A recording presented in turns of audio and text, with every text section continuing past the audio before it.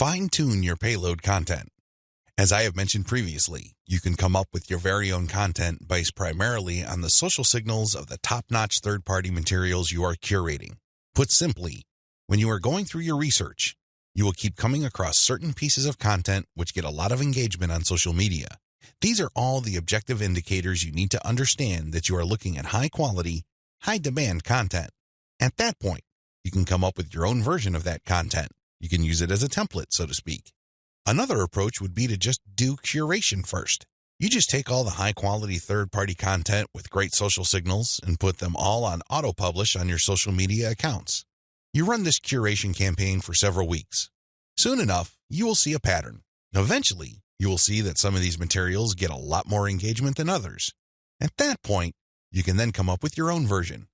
Personally, I pick my own content using both methods. If I'm in a hurry to get people to sign up to my mailing list, I do the first method.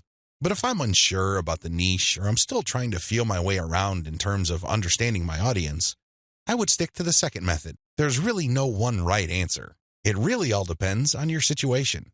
The great thing about the second method is that you are picking out your original content strategy based on what actually works in terms of your social media accounts.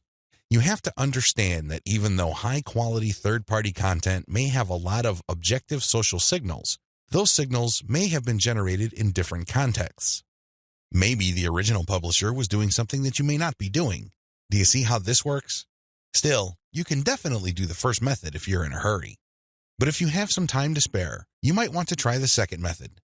Do curation first, let it run, and then pay attention to your statistics. You should be able to see a pattern. In fact, based on my experience, content that tends to do well often falls within a narrow range of themes. In fact, in some of my campaigns, almost all of the content that got a lot of love from the internet was focused on one question. That's how focused your audience's needs may be. You should pay a lot of attention to the following. Look at the engagement of the content and the click-through. A lot of social media marketers drop the ball at this point.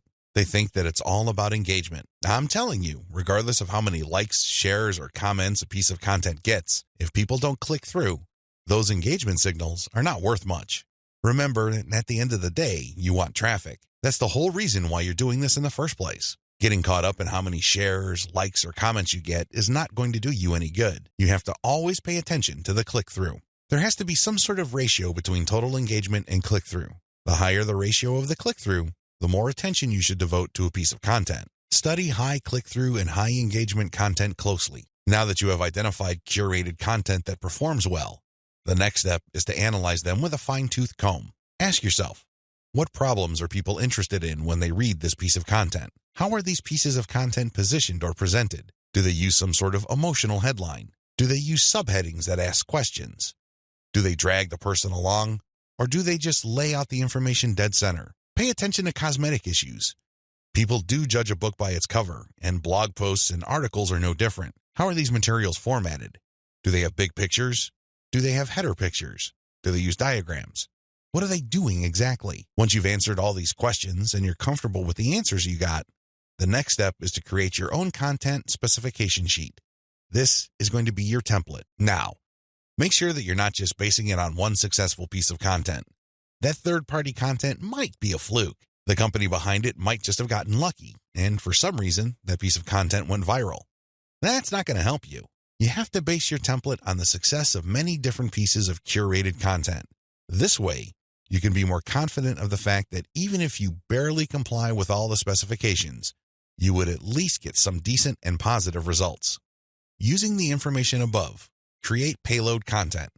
Now that you have gotten your template together, you need to create your own high-quality, high-engagement original content.